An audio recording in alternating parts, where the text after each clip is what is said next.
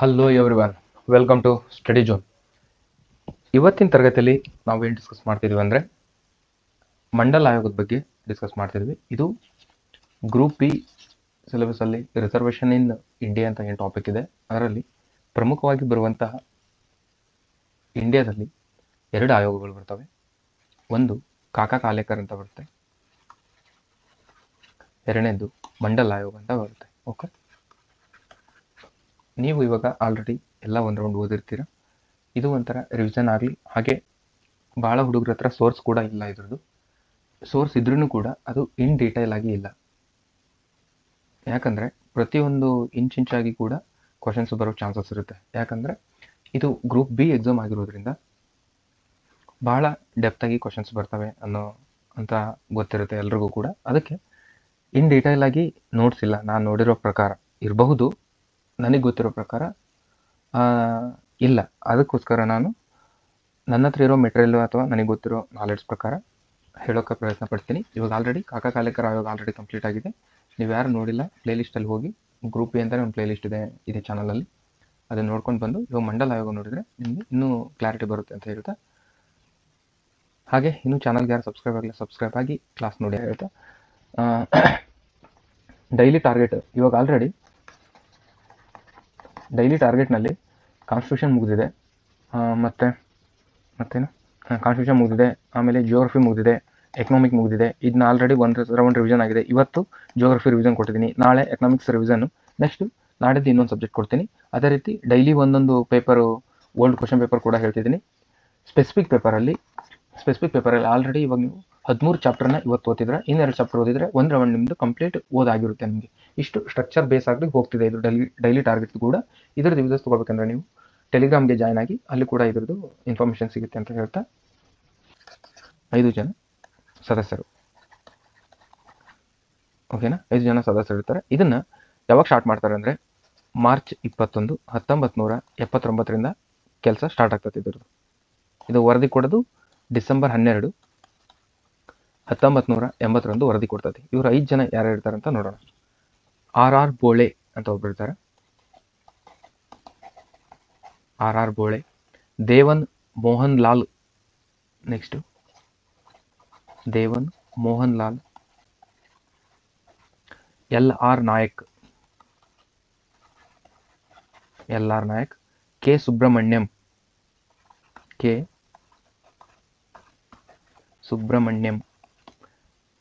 ಮತ್ತೆ S S Gill, ಮತ್ತು ಅದರಲ್ಲಿ ಆರ್ ನಾಯಕ್ ಅಂತ ಒಬ್ರು ಕೂಡ ಇರ್ತಾರೆ. ಇವರು ಎಸ್ ಸಿ ಅವರು ಅದರ ಪ್ರೋಸೆಸ್ ಮೇಲೆ ಇವರು ಜಾಯ್ನ್ ಆಗಿರ್ತಾರೆ. ದೀನಬಂಧು ಅಂತಂದು ಇವ್ರಿಗೆ ಇರ್ತಾರೆ. ದೀನಬಂಧು ಇಲ್ಲ, ಇದು ಎಸ್ ಸಿ ಕೋಟಾದಲ್ಲಿ ಇವರು ಆರ್ ನಾಯಕ್ ಅಂತ ಒಬ್ಬರು ಜಾಯ್ನ್ ಆಗಿರ್ತಾರೆ. ಎಸ್ ಎಲ್ ಗಿಲ್ ಅಂತ ಒಬ್ರು ಬರ್ತಾರೆ. ಎಸ್ ಎಲ್ ಗಿಲ್ ಇವರು ಕಾರ್ಯದರ್ಶಿಯಾಗಿ ವರ್ಕ್ ಮಾಡ್ತಾರೆ. ಇದರಲ್ಲಿ ಕಾರ್ಯದರ್ಶಿಯಾಗಿ ವರ್ಕ್ ಮಾಡ್ತಾರೆ. ಓಕೆನಾ, ಇಷ್ಟು ಜನ ಈ ಆಯೋಗದಲ್ಲಿ 5 ಜನ ಇರ್ತಾರೆ ಅಂತ ಹೇಳಿದೆ ನನಗೆ. ಓಕೆನಾ, ಇದ್ರ ಪ್ರೋಸೆಸ್ ಏನಾಗುತ್ತೆ ನೆಕ್ಸ್ಟು, ಇದಂತರೂ ಸ್ಟಾರ್ಟ್ ಆಯಿತು 1979 ಮಾರ್ಚ್ 21ರಿಂದ ಇದ್ರದ್ದು ಪ್ರೋಸೆಸ್ ಕೆಲಸ ಸ್ಟಾರ್ಟ್ ಆಗುತ್ತೆ ಅಂತ ಹೇಳಿದೆ. ಹಾಗಾದರೆ ಇದರಲ್ಲಿ ಮುಂದೆ ನೆಕ್ಸ್ಟ್ ಏನಾಗುತ್ತೆ,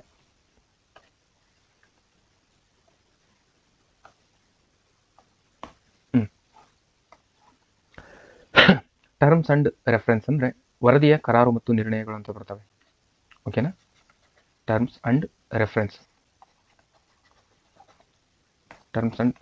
ಏನೇನು ಇದರಲ್ಲಿ ಟರ್ಮ್ಸ್ ಅಂಡ್ ರೆಫರೆನ್ಸ್ ಇರ್ತವೆ ಅಂದರೆ, ಇವ್ರಿಗೆ ಆಲ್ರೆಡಿ ಕಾಕಾ ಕಾಲೇಕರ್ ಆಯೋಗ ಮತ್ತು ಕರ್ನಾಟಕದಲ್ಲಿ ಆಗ ತಾನೇ ಜಾರಿಯಾದಂತಹ ಹವನೂರು ಆಯೋಗ, ಇವೆರಡನ್ನೂ ರೆಫರ್ ಮಾಡಿಕೊಂಡು ಯಾವ ರೀತಿ ಆಯೋಗವನ್ನು ನಾವು ಸ್ಟ್ರಕ್ಚರನ್ನು ರೆಡಿ ಮಾಡಿಕೊಂಡು ಆಯೋಗದ ಶಿಫಾರಸುಗಳನ್ನು ಮಾಡಿದರೆ ಇಂಪ್ಲಿಮೆಂಟ್ ಆಗುತ್ತೆ ಅನ್ನೋದನ್ನ ದೀರ್ಘಕಾಲ ಅಧ್ಯಯನ ಮಾಡಿ, ಜಾತಿ ಆಧಾರಿತ ಆಗಿರೋದ್ರಿಂದ ಕಾಕಾ ಕಾಲೇಕರ್ ಆಯೋಗ ರಿಸಲ್ಟ್ ಆಗಿದೆ ಅಂತ ಗೊತ್ತಿರುತ್ತೆ ಅವರಿಗೆ. ಆ ರೀತಿ ಆಗಬಾರ್ದು ಅನ್ನೋದ್ರಿಂದ ಯಾವ ರೀತಿ ಮಾಡಿದರೆ ವರ್ಕ್ ಆಗುತ್ತೆ ಅನ್ನೋದು. ಯಾಕಂದರೆ ಫಸ್ಟ್ನೇ ಎಕ್ಸಾಮ್ ಫೇಲ್ ಆಗಿವೆ ಅಂದರೆ ನೆಕ್ಸ್ಟ್ ಎರಡನೇ ಎಕ್ಸಾಮ್ಗೆ ನಾವು ಅದರಲ್ಲಿ ಫೇಲ್ ಆಗಿರೋದು ಹೆಂಗೆ ತಿದ್ಕೊಂಡು ಮಾಡ್ತೀವೋ ಆ ರೀತಿ ಇದು ವರ್ಕ್ ಮಾಡುತ್ತೆ. ಅದರಲ್ಲಿ ಶೈಕ್ಷಣಿಕವಾಗಿ, ಆರ್ಥಿಕವಾಗಿ ಅತಿ ಹಿಂದುಳಿದ ವರ್ಗಗಳನ್ನು ಫೈಂಡ್ ಔಟ್ ಮಾಡ್ತಾರೆ. ಇದರಲ್ಲಿ ಕರಾರು ಮತ್ತು ನಿರ್ಣಯಗಳಲ್ಲಿ 4 ರೀತಿ ಡಿವೈಡ್ ಮಾಡ್ಕೊಳ್ತಾರೆ. ಸಾಮಾಜಿಕವಾಗಿ, ಶೈಕ್ಷಣಿಕವಾಗಿ ಹಿಂದುಳಿದ ವರ್ಗಗಳ ವ್ಯಾಖ್ಯೆಯನ್ನು ನೀಡಲು ಬೇಕಾದ ಮಾನದಂಡಗಳು. ಓಕೆನಾ, ಇದರಲ್ಲಿ ಅಂದರೆ ಸಾಮಾಜಿಕವಾಗಿ, ಶೈಕ್ಷಣಿಕವಾಗಿ ಹಿಂದುಳಿದ ವರ್ಗಗಳನ್ನು ಗುರುತಿಸಲು ಬೇಕಾದ ಮಾನದಂಡಗಳನ್ನು ಮಾಡ್ಕೊಳ್ತಾರೆ. ಎರಡನೇದು ಸಾಮಾಜಿಕ ಶೈಕ್ಷಣಿಕ ಹಿಂದುಳಿದ ವರ್ಗಗಳ ಅಭಿವೃದ್ಧಿಗಾಗಿ ಬೇಕಾದ ಕ್ರಮಗಳ ಏನೇನು ತಗೋಬೇಕು ಅದರ ಬಗ್ಗೆ ಸಲಹೆ ಕೊಡ್ತಾರೆ. ಆಮೇಲೆ ಸಾರ್ವಜನಿಕ ಸೇವೆಗಳಲ್ಲಿ ಸಾಕಷ್ಟು ಪ್ರಾತಿನಿಧ್ಯ ಹೊಂದದೇ ಇರುವ ಹಿಂದುಳಿದ ವರ್ಗಗಳ ಮೀಸಲಾತಿ ಸೌಲಭ್ಯ ಕೊಡುವುದರ ಬಗ್ಗೆ ಹೇಳ್ತಾರೆ. ರಾಷ್ಟ್ರಾಧ್ಯಕ್ಷರ ವರದಿಯ ಸತ್ಯಾಂಶ ಮತ್ತು ಅದರ ಶಿಫಾರಸುಗಳನ್ನು ನೀಡಲು ಇದನ್ನ ರಾಷ್ಟ್ರಾಧ್ಯಕ್ಷರಿಗೆ ವರದಿಯನ್ನು ಕೊಟ್ಟ ಮೇಲೆ ಅವರು ಅದನ್ನ ವಿವೇಚನೆಗೆ ಬಿಡ್ತಾರೆ. ಇಷ್ಟೆಲ್ಲ ಪ್ರೋಸೆಸ್ ಇರುತ್ತೆ. ಇದ್ರ ಮೇಲೆ ನೀವು ಮಾಡಬೇಕು ಅಂತಂದು ಗೌರ್ಮೆಂಟ್ ಇವ್ರಿಗೆ ರೆಫರ್ ಮಾಡುತ್ತೆ. ಯಾರಿಗೆ? BP ಮಂಡಲ್ ಅವ್ರಿಗೆ. ಅದ್ರ ಮೂಲಕನೇ ಬರೋದು. ಇವ್ರು ಆಮೇಲೆ ನೆಕ್ಸ್ಟ್ ಸ್ಟೆಪ್ ಏನು ತಗೊಳ್ತಾರೆ ಅಂದ್ರೆ ಅದೇ ಹೇಳಿದ್ರ ಪ್ರಕಾರ ಫಸ್ಟು 11 ಸೂಚಕಗಳನ್ನು ರೆಫರ್ ಮಾಡ್ಕೊಳ್ತಾರೆ ಅವರು. 11 ಸೂಚಕಗಳು ಬಹಳ ಇಂಪಾರ್ಟೆಂಟಾ, ಸರಿ ನೆನ್ಪಿಟ್ಕೊಳ್ಳಿ. 11 ಸೂಚಕಗಳನ್ನು ಇವರು ಫೈಂಡ್ ಔಟ್ ಮಾಡ್ಕೊಳ್ತಾರೆ. ಇದ್ರ ಮೇಲೆ ನಾವು ವರ್ಕ್ ಮಾಡೋಣ ಅಂತಂದು 11 ಸೂಚಕಗಳು. ಇದರಲ್ಲಿ ಪ್ರೊಫೆಸರ್ MN ಶ್ರೀನಿವಾಸ್ ಅವರು ಪ್ರಮುಖ ಸಲಹೆಗಾರ ಆಗಿರ್ತಾರೆ. ಶ್ರೀನಿವಾಸ್ ಅವರು ಪ್ರಮುಖ ಸಲಹೆಗಾರ ಆಗಿರ್ತಾರೆ. ಆಮೇಲೆ KC ಸೀಲ್ ರವರು ಆಯೋಗದ ಸಮೀಕ್ಷೆ ಕೈಗೊಂಡಿರ್ತಾರೆ. KC ಸೀಲ್ ಆಯೋಗದ ಸಮೀಕ್ಷೆಯನ್ನು ಕೈಗೊಂಡಿರ್ತಾರೆ. ಇದಿಷ್ಟು. ಆಮೇಲೆ 11 ಮಾನದಂಡಗಳಂತ ಹೇಳಿದೆ. ಅದರಲ್ಲಿ ಮತ್ತೆ 11ರಲ್ಲಿ 3 ರೀತಿ ಡಿವೈಡ್ ಮಾಡ್ತಾರೆ. ಒಂದನೇದು ಸಾಮಾಜಿಕ ಮಾನದಂಡ, ಶೈಕ್ಷಣಿಕ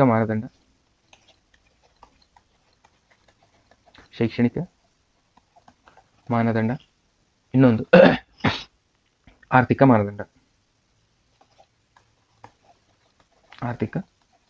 ಮಾನದಂಡ. ಈ ರೀತಿ 3 ರೀತಿ ಮಾನದಂಡಗಳನ್ನು ನೋಡ್ಕೊಳ್ತಾರೆ. ಅದರಲ್ಲಿ ಈಗ ನಾವು ಫಸ್ಟ್ ಸಾಮಾಜಿಕ ಮಾನದಂಡಗಳಲ್ಲಿ ಎಷ್ಟಿದಾವೆ ಅಂತ ನೋಡೋಣ. ಇದು ಒಂದಾಯ್ತಾ. ಇದರಲ್ಲಿ ಸಾಮಾಜಿಕ ಮಾನದಂಡಗಳಲ್ಲಿ ಎಷ್ಟಿದಾವೆ, ಇದರಲ್ಲಿ 4 ರೀತಿ ಡಿವೈಡ್ ಮಾಡ್ತಾರೆ. ಓಕೆನಾ. ಇದರಲ್ಲಿ ಏನೇನಿರ್ತವೆ ಅಂದರೆ ಇತರರೆಲ್ಲರೂ ಒಪ್ಪಿಕೊಳ್ಳುವಂತಹ ಸಾಮಾಜಿಕವಾಗಿ ಹಿಂದಿರಬೇಕು ಅವರು, ದೈಹಿಕ ಶ್ರಮವನ್ನು ಅವಲಂಬಿಸಿರಬೇಕು ಇವರು. ಈ ಕ್ವಾಲಿಫೈಗಳು ಅದರಲ್ಲಿ ಯಾವ್ದಾದ್ರು ಒಂದು ಅಡಾಪ್ಟ್ ಆದ್ರೂ ಕೂಡ ತಗೊಳ್ತಾರೆ ಅದನ್ನು. ಓಕೆನಾ. ದೈಹಿಕ ಶ್ರಮವನ್ನು ಅವಲಂಬಿಸಿರಬೇಕು. ನೆಕ್ಸ್ಟ್, ಗ್ರಾಮೀಣ ಪ್ರದೇಶದಲ್ಲಿ, ರೂರಲ್ ಏರಿಯಾದಲ್ಲಿ 25% ಹುಡುಗಿಯರು, 25% ಹುಡುಗಿಯರು, 10% ಹುಡುಗರು. ಆಮೇಲೆ ನಗರದಲ್ಲಿ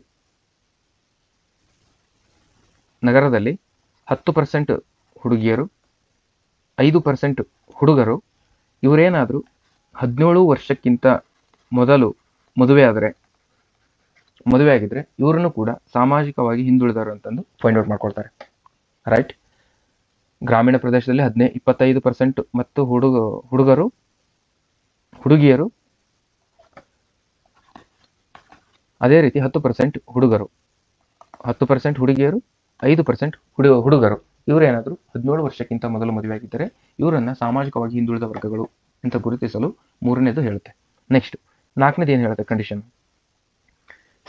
ರಾಜ್ಯದ ಸರಾಸರಿಗಿಂತಲೂ 35%, ರಾಜ್ಯದ ಸರಾಸರಿಗಿಂತಲೂ 35%ಕ್ಕಿಂತ ಹೆಚ್ಚು ಅಥವಾ ಹೆಚ್ಚು ಜನರು ಸ್ತ್ರೀಯರು ಶ್ರಮಜೀವಿಗಳಾಗಿ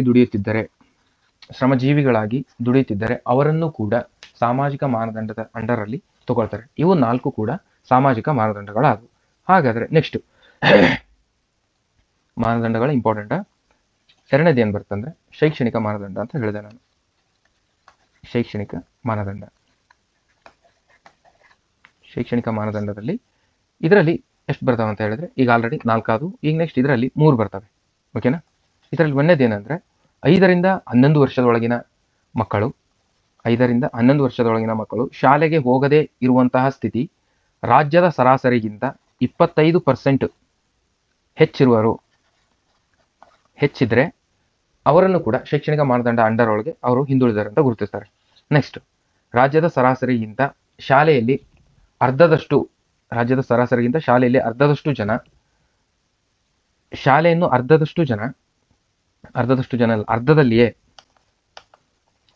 ಅರ್ಧದಲ್ಲಿಯೇ ಶಾಲೆ ಬಿಟ್ಟವರು 25%ಗಿಂತ ಜಾಸ್ತಿ ಇದ್ರೆ ಅವರನ್ನು ಕೂಡ ಶೈಕ್ಷಣಿಕ ಮಾನದಂಡದ ಅಂಡರಲ್ಲಿ ತಗೊಳ್ತಾರೆ. ನೆಕ್ಸ್ಟ್ 3ನೇದು ಏನಂದ್ರೆ ರಾಜ್ಯದ ಸರಾಸರಿಗಿಂತ ಮೆಟ್ರೋಪೊಲಿಷನ್ ಅಂದರೆ SLC ಆಗದೇ ಇರುವವರು 25%ಗಿಂತ ಕಡಿಮೆ ಇದ್ದರೆ ಅವರನ್ನು ಕೂಡ ಶೈಕ್ಷಣಿಕ ಮಾನದಂಡದ ಅಂಡರಲ್ಲಿ ತಗೊಳ್ತಾರೆ. ಇದು ಎರಡನೇದಾಯಿತು. ಇದರಲ್ಲಿ 3 ಬರ್ತವೆ ಅಂತ ಹೇಳ್ತೆ. ನೆಕ್ಸ್ಟ್ ನಾಲ್ಕನೇ ಮಾನದಂಡ ಏನಂದರೆ ಮೂರನೇದು ಮಾನದಂಡ ಏನಂದರೆ ಆರ್ಥಿಕ ಮಾನದಂಡ ಎಕನಾಮಿಕ್ ಕ್ರೈಟೀರಿಯಾ ಅಂತ ಬರುತ್ತೆ. ಆರ್ಥಿಕ ಮಾನದಂಡ ಬರುತ್ತೆ. ಇದು ಮೂರನೇದು. ಇದರೊಳಗೂ ಕೂಡ 4 ಬರ್ತವೆ. ಕುಟುಂಬದ ಸರಾಸರಿ ಸಂಪತ್ತು ರಾಜ್ಯದ ಸರಾಸರಿಗಿಂತ 25% ಇರುವುದು. ಸಂಪತ್ತು ಅವ್ರದ್ದು ಇನ್ಕಮು 25% ರಾಜ್ಯದ ಸರಾಸರಿಗಿಂತ 25%ಕ್ಕಿಂತ ಕಡಿಮೆ ಇದ್ದರೆ ಇವರನ್ನು ಕೂಡ ಆರ್ಥಿಕ ಮಾನದಂಡದ ಅಂಡರಲ್ಲಿ ತಗೋಬೇಕು. ನೆಕ್ಸ್ಟು ಕಚ್ಚಾ ಮನೆಗಳಲ್ಲಿ ವಾಸಿಸುವ ಕುಟುಂಬದ ರಾಜ್ಯದ ಸರಾಸರಿಗಿಂತ 25%ಗಿಂತ ಕಡಿಮೆ ಇದ್ದರೆ ಕಚ್ಚಾ ಮನೆಯಲ್ಲಿ ವಾಸಿಸುವವರು ಅವರನ್ನು ಕೂಡ ತಗೋಬೇಕು. 50% ಹೆಚ್ಚಿನ ಕುಟುಂಬಗಳಿಗೆ ಕುಡಿಯುವ ನೀರು ಕುಡಿಯುವ ನೀರು ಅರ್ಧ ಕಿಲೋಮೀಟರ್ಗಿಂತ ದೂರ ಇದ್ದರೆ 500 ಮೀಟರ್ ಇದ್ದರೆ ಕುಡಿಯುವ ನೀರಿಗಾಗಿ ಅವರು 500 ಮೀಟರ್ ಹೋಗ್ಬೇಕಂದ್ರೆ ಅವರು ಕೂಡ ಹಿಂದುಳಿದವರಂತಂದು ಗುರುತಿಸ್ಬೇಕಂತಂದು ಹೇಳುತ್ತೆ ಆರ್ಥಿಕ ಮಾನದಂಡದಲ್ಲಿ. ಆಮೇಲೆ ಇನ್ನೊಂದು ಬರುತ್ತೆ ಯಾವುದಂದ್ರೆ ರಾಜ್ಯದ ಸರಾಸರಿಗಿಂತಲೂ ಸುಮಾರು 25% ಹೆಚ್ಚಿನ ಸಂದರ್ಭಗಳಲ್ಲಿ ಕುಟುಂಬಗಳು ಅನುಭೋಗಕ್ಕಾಗಿ ಸಾಲ ಮಾಡುವುದು. ಅಂದರೆ ಅವರ ಮೂಲಭೂತ ಊಟಕ್ಕೆ ಬಟ್ಟೆಗೆ ಇಂಥ ಸಣ್ಣ ಕೆಲಸಕ್ಕೂ ಕೂಡ ಅಮೌಂಟ್ಗೆ ಸಾಲ ಮಾಡ್ತಿದ್ರೆ ಅವ್ರನ್ನೂ ಕೂಡ ಹಿಂದುಳಿದವರಂತಂದು ತಗೋಬೇಕಂತಂದು ಇವಿಷ್ಟು ಮಾನದಂಡಗಳನ್ನು ಮಂಡಲ್ ಆಯೋಗ ಇವಿಷ್ಟು ಮಾನದಂಡಗಳು ಇಟ್ಕೊಂಡು ಹಿಂದುಳಿದವರು ಯಾರಂತ ಗುರುತಿಸುತ್ತೆ. ಓಕೆನಾ? ಎಷ್ಟು ಹೇಳಿದೆ ಇವಾಗ? ಸೂಚಕಗಳು, ಸಾಮಾಜಿಕ ಮಾನದಂಡ, ಶೈಕ್ಷಣಿಕ ಮಾನದಂಡ, ಆರ್ಥಿಕ ಮಾನದಂಡ ಅಂತ ಇಷ್ಟು ಮಾನದಂಡಗಳನ್ನು ಹೇಳುತ್ತೆ. ಇದರಲ್ಲಿ ನೆಕ್ಸ್ಟ್ ನೋಡೋದಾದ್ರೆ ಒಂದು ನಿಮಿಷ. ಎಷ್ಟಾಯ್ತು? ಮಾನದಂಡಗಳು ಕಂಪ್ಲೀಟ್ ಆದವು. ನೆಕ್ಸ್ಟ್ ಅರ್ಥ ಆಗ್ತಿದೆ ಅಂತ ಭಾವಿಸ್ತೀನಿ ನಾನು. ಇದರಲ್ಲಿ ಹವನೂರು ಆಯೋಗ ಜಾತಿಯನ್ನು ಮೊದಲು ಶೋಧಿಸಿ, ಹವನೂರು ಆಯೋಗ ಬರ್ತಲ್ವಾ, ಹವನೂರು ಆಯೋಗ, ಕಾಕಾ ಕಾಲೇಕರ್ ಆಯೋಗ ಇವೆರಡನ್ನೂ ರೆಫರ್ ಮಾಡಿರ್ತೈತಿ ಇದು. ಯಾಕಂದ್ರೆ ಅವು ಎರಡು ರಿಜೆಕ್ಟ್ ಆಗಿರ್ತಾವೆ. ಕಾಕಾ ಕಾಲೇಕರ್ ರಿಜೆಕ್ಟ್ ಆಗಿರ್ತೈತೆ, ಅಷ್ಟರಲ್ಲಿ ಕರ್ನಾಟಕದಲ್ಲಿ ಹವನೂರು ಆಯೋಗ ಕೂಡ ಇಂಪ್ಲಿಮೆಂಟ್ ಆಗಿರ್ತೈತಿ. ಇವ್ರು ಯಾವ ರೀತಿ ಇಂಪ್ಲಿಮೆಂಟ್ ಮಾಡಿದ್ರು ಅಂತ ಸ್ವಲ್ಪ ರೆಫರ್ ಮಾಡ್ಕೊಂಡು ಅದ್ರ ಬೇಸ್ ಮೇಲೆ ಇವರು ಮಾಡ್ತಾರೆ. ಓಕೆನಾ? ಹವನೂರು ಆಯೋಗ ಏನು ಮಾಡ್ತಂದ್ರೆ ಜಾತಿಯನ್ನು ಆಧಾರವಾಗಿ ಇಟ್ಟುಕೊಳ್ಳಲು ಇವರು ಜಾತಿಯನ್ನು ಆಧಾರವಾಗಿ ಇಟ್ಟುಕೊಳ್ಳದೆ ಶೈಕ್ಷಣಿಕ ಸ್ಥಿತಿ, ಸರ್ಕಾರಿ ಸೇವೆಗಳ ಸ್ಥಿತಿ, ಅದರ ವಿಶೇಷವಾಗಿ ಇದ್ರ ಬಗ್ಗೆ ಇರುವಂತಹ ಮಾನದಂಡಗಳನ್ನು ಇಟ್ಟುಕೊಂಡು ಅದು ಇಂಪ್ಲಿಮೆಂಟ್ ಮಾಡಿರುತ್ತೆ. ಅದನ್ನು ಕೂಡ ಇವರು ಅಪ್ಲೈ ಮಾಡ್ಕೊಳ್ತಾರೆ. ಇದರಲ್ಲಿ 3000 ಜಾತಿಗಳನ್ನು ಆರ್ಥಿಕವಾಗಿ, ಶೈಕ್ಷಣಿಕವಾಗಿ ಹಿಂದುಳಿದವರು ಅಂತಂದು ರೆಫರ್ ಮಾಡ್ತಾರೆ ಅವರು. ಓಕೆನಾ? ಇದಿಷ್ಟು ಅವ್ರದ್ದು ಮಾಡಿದ್ದು. ಇದರಲ್ಲಿ ಶಿಫಾರಸ್ ಏನು ಬರ್ತಾವಂದ್ರೆ ಇವ್ರದ್ದು ಮಂಡಲ ಆಯೋಗದ ಶಿಫಾರಸು ಏನು ಬರ್ತಾವಂದ್ರೆ ಒಂದದ್ದೇನು ಬರ್ತಂದ್ರೆ ಇದರಲ್ಲಿ ಇವರು ಅದರ್ ಬ್ಯಾಕ್ವರ್ಡ್ ಕ್ಲಾಸಸ್ ಅಂದರೆ ಇತರ ಹಿಂದುಳಿದ ವರ್ಗಗಳು 27% ಮೀಸಲಾತಿ ನೀಡಬೇಕು ಇವ್ರಿಗೆ ಅಂತಂದು ಶಿಫಾರಸ್ ಮಾಡ್ತದೆ. ಆಲ್ರೆಡಿ ಅದರಲ್ಲಿ SC ST ಅವರಿಗೆ 22.5 ಇದು ಆಲ್ರೆಡಿ ಗೌರ್ಮೆಂಟಿಂದ ಫಸ್ಟ್ಗೆ ಬಂದಿರ್ತೈತಿ. ಇಷ್ಟು ನೀಡ್ಬೇಕಂತ ಹೇಳಿದ್ರೆ ಹಾಗಾದ್ರೆ ಭಾರತದ ಒಟ್ಟು ಇತರ ಹಿಂದುಳಿದ ವರ್ಗಗಳ ಪ್ರಮಾಣ ಎಷ್ಟಿದೆ? ಇತರ ಹಿಂದುಳಿದ ವರ್ಗಗಳ ಪ್ರಮಾಣ 52% ಇದೆ ಅಂತ ಕೂಡ ಹೇಳ್ತಾರೆ. 52% ಕೂಡ ಇದೆ. ಅದೇ ರೀತಿ ಇವರು 22.5 ಆಮೇಲೆ 27 ಇದನ್ನ ಕೂಡಿಸ್ಮೇಲೆ 50% ರಿಸರ್ವೇಷನ್ ಮೀಸಲಾತಿಯಿಂದ ದಾಟಬಾರ್ದಂತ ಕೂಡ ಇವ್ರಿಗೆ ಗೊತ್ತಿರುತ್ತೆ. ಅಂದರೆ ಅದು ಸಂವಿಧಾನಕ್ಕೆ ಬಾಹಿರ ಅಂತಂದು. ಅದೇ ರೀತಿ ಇವರು 27% ಮೀಸಲಾತಿ ಕೊಡ್ತಾರೆ. ಆಮೇಲೆ ಪ್ರಮೋಷನ್ಗೂ ಕೂಡ ಕಡ್ಡಾಯವಾಗಿ 27% ಮೀಸಲಾತಿಯನ್ನು ಅಡಾಪ್ಟ್ ಮಾಡ್ಕೋಬೇಕಂತ ಹೇಳ್ತಾರೆ.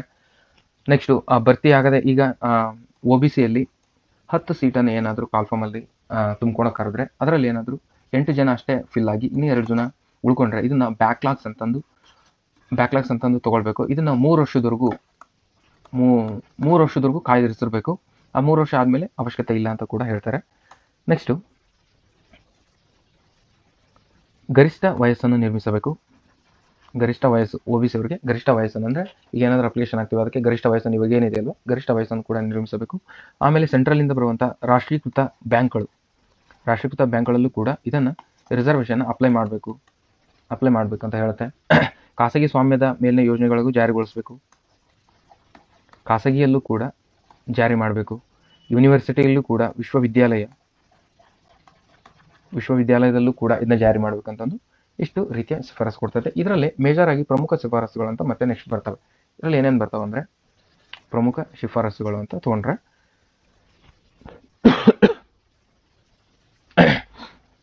ಶೈಕ್ಷಣಿಕ ವಿಶೇಷ ಸವಲತ್ತುಗಳನ್ನು ಕೊಡಬೇಕು ನೀವು ಹುಡುಗರಿಗೆ ಅಂತ ಹೇಳ್ತಾರೆ. ಶೈಕ್ಷಣಿಕ ವಿಶೇಷ ಸವಲತ್ತುಗಳನ್ನು ಕೊಡಬೇಕು. ವೃತ್ತಿ ತರಬೇತಿ ಅಂತ ಇರ್ಬೋದು. ವೃತ್ತಿಪರ ಶಿಕ್ಷಣ ಅಂತವಿರ್ಬೋದು. ಕಲಿಯುವವರಿಗೆ ಪ್ರತ್ಯೇಕ ಬೋಧನಾ ವ್ಯವಸ್ಥೆ ಕೊಡಬೇಕು, ಬೋಧನಾ ವ್ಯವಸ್ಥೆ. ಅದೇ ರೀತಿ ಸಣ್ಣ ಪ್ರಮಾಣದ ಇಂಡಸ್ಟ್ರಿಯಲ್ಗೆ ಸ್ಥಾಪಿಸಲು, ಅಂದರೆ ಸ್ಮಾಲ್ ಸ್ಕೇಲ್ ಇಂಡಸ್ಟ್ರಿ ಅಂದರೆ ಸಣ್ಣ ಪ್ರಮಾಣದ ಕೈಗಾರಿಕೆ, ಇಂಡಸ್ಟ್ರಿ ಅಂದರೆ ಕೈಗಾರಿಕೆ ಸ್ಥಾಪಿಸಲು ಧನ ಸಹಾಯ ಮಾಡಬೇಕು ಅವ್ರಿಗೆ.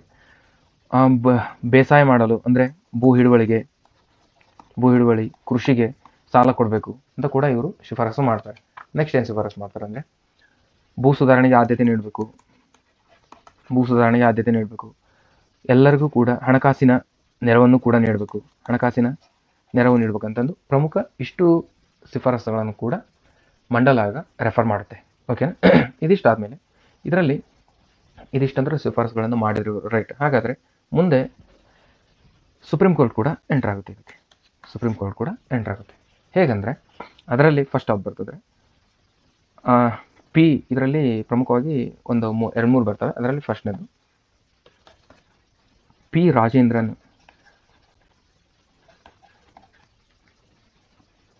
Rajendran versus state of Madras. ಇವ್ರು ಏನು ಹೇಳ್ತಾರೆ ಅಂದರೆ, ಇದು ಒಂದು ಬರುತ್ತೆ. Next P Sagar versus state of Andhra Pradesh, ಇವರು ಕೂಡ ಬರ್ತಾರೆ. ಇವೆರಡು ಪ್ರಕರಣಗಳಲ್ಲಿ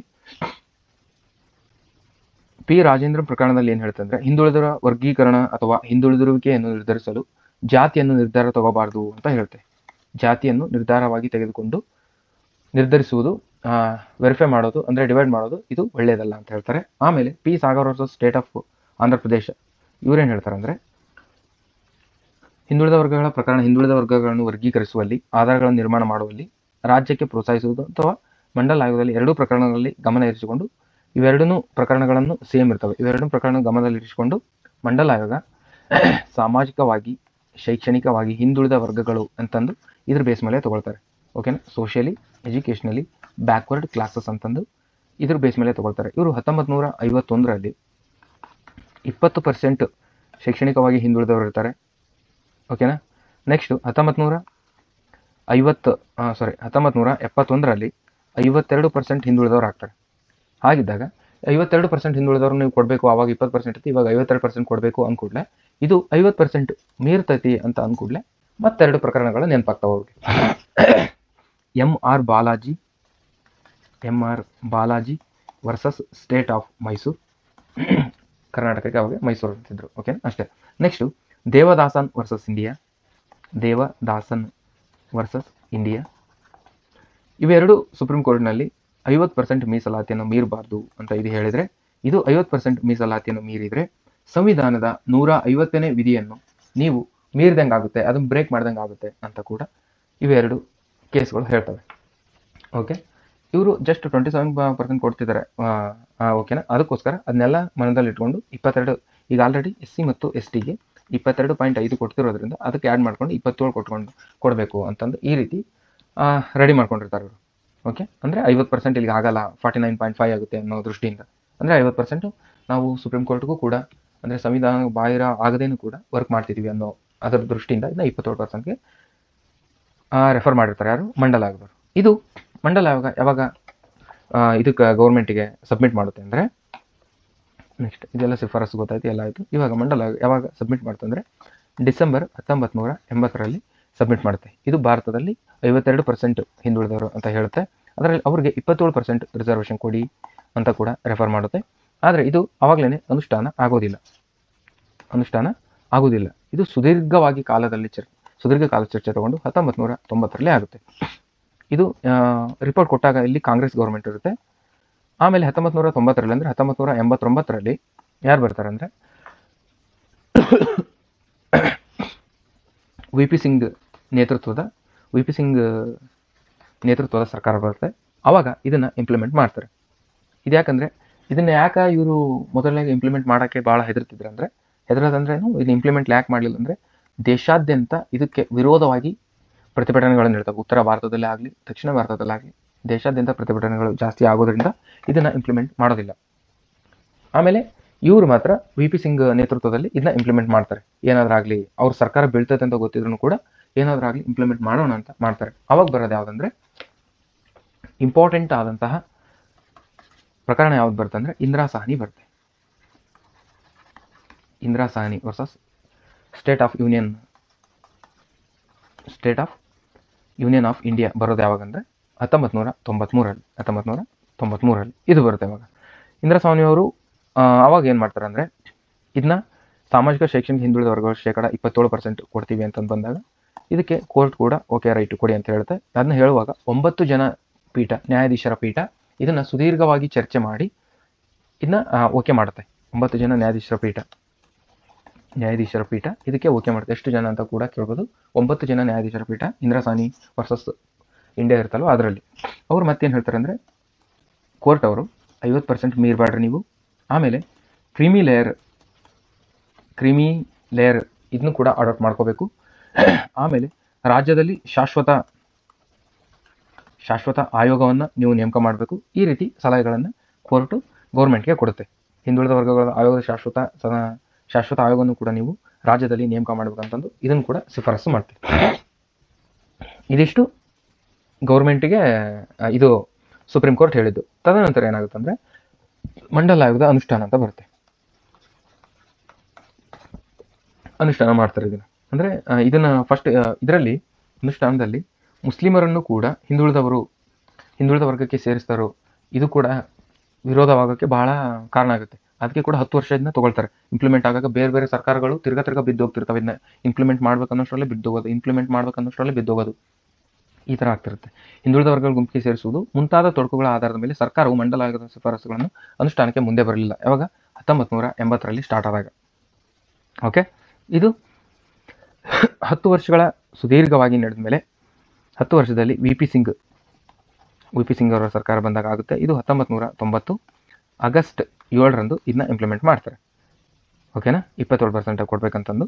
ಇದು ಇಷ್ಟಾದಮೇಲೆ ಇಂಪ್ಲಿಮೆಂಟ್ ಕೂಡ ಆಗುತ್ತೆ. ಆಮೇಲೆ ಇದಿಷ್ಟು ಇದಕ್ಕೆ ಏನಂದರೆ ಮಂಡಲ ಆಯೋಗ ಇಂಪ್ಲಿಮೆಂಟ್ ಆಗಿದ್ದು ಅಂತ ಕೂಡ ಕರೀತಾರೆ ಇದಕ್ಕೆ. ಇವಾಗ ಅದರಿಂದ ಒ ಬಿ ಸಿ ಅವರಿಗೆ 27% ರಿಸರ್ವೇಷನ್ ಅದರ ಮೂಲಕನೇ ಕೊಡ್ತಿರೋದು. ಯಾವಾಗ ಇಂಪ್ಲಿಮೆಂಟ್ ಆಯಿತು, ಯಾವಾಗ ಸ್ಟೇ ಬಿದ್ದಿತ್ತು ಅದೆಲ್ಲ ಗೊತ್ತಿರಬೇಕು. ಹಾಗಾದರೆ ಇದು ಇಂಪ್ಲಿಮೆಂಟ್ ಆಗೋಕ್ಕಿಂತ ಮುಂಚೆ ಯಾವುದೇ ರಾಜ್ಯದಲ್ಲಿ ರಿಸರ್ವೇಷನ್ ಇರಲಿಲ್ವಾ ಅಂತ ಕೇಳಿದರೆ ಅಲ್ಲೂ ಕೂಡ ರಿಸರ್ವೇಷನ್ ಆಲ್ರೆಡಿ ಬಹಳ ರಾಜ್ಯದಲ್ಲಿತ್ತು. ಆಂಧ್ರ ಪ್ರದೇಶ್, ಹರಿಯಾಣ, ಕರ್ನಾಟಕ, ಕೇರಳ, ಆಂಧ್ರ, ಮಧ್ಯಪ್ರದೇಶ್, ಒರಿಸ್ಸಾ, ಪಂಜಾಬ್, ಉತ್ತರ ಪ್ರದೇಶ್, ಬಿಹಾರ್, ಗುಜರಾತ್, ತಮಿಳುನಾಡು, ಇಲ್ಲಿ ಎಲ್ಲ ರಾಜ್ಯಗಳಲ್ಲೂ ಕೂಡ ಹಿಂದುಳಿದ ವರ್ಗಗಳ ಆಯೋಗ ಅಂತಂದು ಅವ್ರಿಗೂ ಕೂಡ ರಿಸರ್ವೇಷನ್ ಅಲ್ಲಿ ಆಲ್ರೆಡಿ ಕೊಡ್ತಿದ್ರು. ಇದರಲ್ಲಿ ಹೆಚ್ಚು ರಿಸರ್ವೇಷನ್ ಯಾವ ರಾಜ್ಯದಲ್ಲಿ ಅಂತ ಕೇಳಿದರೆ ಕರ್ನಾಟಕದಲ್ಲಿ ಹೆಚ್ಚು ರಿಸರ್ವೇಷನ್ ಕೊಡ್ತಿದ್ರು. 68% ರಿಸರ್ವೇಷನ್ ಇತ್ತು. ಮಂಡಲ ಆಯೋಗ ಇಂಪ್ಲಿಮೆಂಟ್ ಆಗೋಕ್ಕಿಂತ ಬಿಫೋರೇ 68% ರಿಸರ್ವೇಷನ್ ಎಲ್ಲಿ ಕೊಡ್ತಿದ್ರು ಅಂದರೆ ಕರ್ನಾಟಕದಲ್ಲಿ ಕೊಡ್ತಿದ್ರೆ. ಅದಕ್ಕಿಂತ ಹೆಚ್ಚು ಆಂಧ್ರ ಪ್ರದೇಶದಲ್ಲಿ ಎಷ್ಟು ಕೊಡ್ತಿದ್ರು ಅಂದರೆ 71% ಅಲ್ಲಿ ಆಂಧ್ರ ಪ್ರದೇಶದಲ್ಲಿ ಹೆಚ್ಚಿಗೆ ಕೊಡ್ತಿದ್ರು. ಇವಿಷ್ಟರಲ್ಲಿ ಕಡಿಮೆ ಯಾವ ರಾಜ್ಯದಲ್ಲಿ ಕೊಡ್ತಿದ್ರು ಅಂದರೆ 34% ರಿಸರ್ವೇಷನ್ ಮಹಾರಾಷ್ಟ್ರದಲ್ಲಿ ಕೂಡ ರಿಸರ್ವೇಷನ್ ಕೊಡ್ತಿದ್ರು. ಓಕೆನಾ, ಇದಿಷ್ಟು ಮಂಡಲ ಆಯೋಗದ ಕಂಪ್ಲೀಟ್ ಇನ್ ಡಿಟೈಲ್ ಆಗಿ ನಾನು ಹೇಳಿದ್ದೀನಿ. ನಿಮಗೆ ಎಷ್ಟು ಮಟ್ಟಿಗೆ ಅರ್ಥ ಆಗಿದೆಯೋ ನನಗೆ ಗೊತ್ತಿಲ್ಲ. ಲಕ್ಷ್ಯ ಕೊಟ್ಟು ಕೇಳಿದರೆ ನಿಮ್ಗೆ ಅರ್ಥ ಆಗಿರುತ್ತೆ. ಅದೇ ರೀತಿ ಇದನ್ನು ನೀವು ಇಂಪಾರ್ಟೆಂಟ್ ಇರೋದು ನೀವು ನೋಟ್ ಮಾಡ್ಕೊಂಡಿದ್ದಲ್ಲಿ ನಿಮಗೆ ಎಕ್ಸಾಮಲ್ಲಿ ಹೆಲ್ಪ್ ಆಗುತ್ತೆ ಅಂತ ಹೇಳ್ತಾ, ಇನ್ನೂ ಯಾರು ಚಾನಲ್ಗೆ ಸಬ್ಸ್ಕ್ರೈಬ್ ಆಗಿ. ಅದೇ ರೀತಿ ಟೆಲಿಗ್ರಾಮಲ್ಲಿ ನಾನು ಇದ್ರದ್ದು ಡೈಲಿ ಟಾರ್ಗೆಟ್ಸ್ದು ಅಂತ ಹೇಳ್ತಿದ್ದೀನಲ್ವ, ಆ ಡೈಲಿ ಟಾರ್ಗೆಟ್ಸ್ದು ಕೂಡ ಹಾಕಿರ್ತೀನಿ. ನಿಮಗೆ ಬೇಕಾದರೆ ಅಲ್ಲಿ ಕೂಡ ನೀವು ಯೂಸಸ್ ತಗೊಳ್ಳಿ ಅಂತ ಹೇಳ್ತಾ ಬಗ್ಗೆ ಇನ್ ಡೀಟೇಲ್ ಆಗಿ ಹೇಳಿದ್ದೀನಿ. ನಿಮಗೆ ಅರ್ಥ ಆಗಿದೆ ಅಂತ ಭಾವಿಸ್ತೀನಿ. ಇಲ್ಲಿಗೆ ಇವತ್ತಿನ ಕ್ಲಾಸ್ ಎಂಡ್ ಮಾಡ್ತಿದ್ದೀನಿ. ನಾಳೆ ಕ್ಲಾಸಿಗೆ ಮತ್ತೆ ಬೇರೆ ಟಾಪಿಕ್ ತೊಗೊಂಡು ಬರ್ತೀನಿ ಅಂತ ಹೇಳ್ತಾ ಇವತ್ತಿಗೆ ಇಲ್ಲಿ ಕ್ಲಾಸ್ ಎಂಡ್ ಮಾಡ್ತಿದ್ದೀನಿ.